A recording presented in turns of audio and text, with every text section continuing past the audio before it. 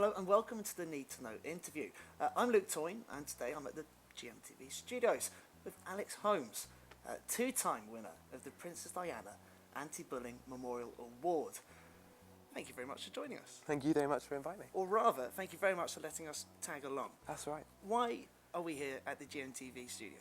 Well, we're here today to shoot a promo to encourage the whole of society really to take a stand against bullying, and we're going to be sweeping across the nation, and GMTV presenter Claire Nazir, who's the weather girl, is one part of that.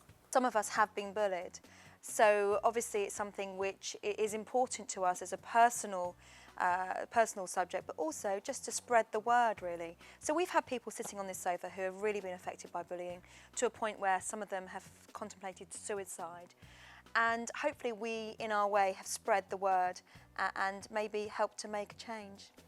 Well, I know that you suffered from bullying. Can you tell me a bit about your experience? Yeah, I suffered from bullying when I was about 6 or 7, 8 or 9, and it was racist remarks, and it was one individual, and they kept on doing it, and it didn't really go away despite telling the teacher and my parents coming in. And then when I went to secondary school, the bullying continued, but this time it was because I was slightly different. I'd get involved in, I suppose, things like this, and I was quite bright, and I want to speak up in class. But also because I did performing arts, and people immediately presumed I was gay, so they taught me about that, even though I'm straight, and just because I did performing arts. So what do you think the root problem is? Why do you think bullying happens? I think people are scared of difference, and that's a problem because really we should celebrate difference. And I think a lot of the time people think it's cool. I know Yes. Alex suffered at the hands of bullies. Were you safe from that yourself? No, I wasn't, and I was scared of certain people at school. I used to hide around the music rooms, and at one point it did get a little bit violent. What is the breakdown of the filming? Because you've got a nice big crew with you. What's the breakdown going to be? So we're shooting today and tomorrow, then it's a very quick edit and a very quick turnaround, and it's going to be touch and go, but I think we're going to manage it. And what are you doing for the film?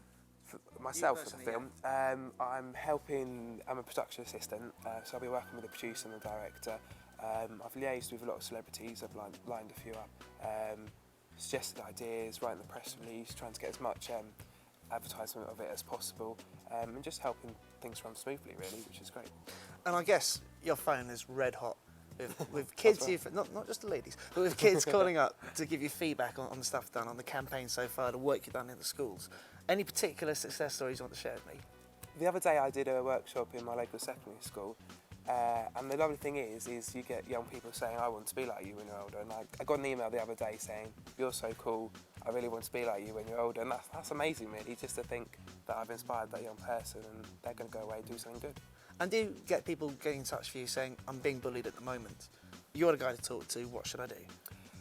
We do get that a lot on my anti-bullying MySpace, and the biggest advice has got to be to speak to somebody. As soon as you speak to somebody, the problem's going to get solved, somebody you trust, and there's so many ways to deal with bullying that you don't have to be worried about it getting too serious, because just tell someone you trust and they can work through the options. Don't let them take over it, but the most important thing is speaking out, and it will get solved. And I suppose the key thing you're doing now is getting your message via this promo out onto the web. So I know at the moment a big problem is a very modern problem is cyberbullying. What do you reckon is the best way to tackle that aspect of bullying? I think cyberbullying is a really tricky issue, and I think a lot of people have a part to play, like internet service providers, mobile phone and instant messaging services. But I think if you do suffer from cyberbullying, keep a record of everything, because they are traceable, they're not invisible on the web, and just to tell someone. And if you're being bullied by mobile phone, the mobile phone companies have a big team, or internet service providers, there's usually always a way to report that abuse and stop it, and that's what you've got to find out. And what's next? After the promo, what's your next line of attack to deal with bullying? What's the next step going to be? The next step, I think, is got to go out into the community, so this will be a good national push, and then I want to actually go into community and meet a few people around the country.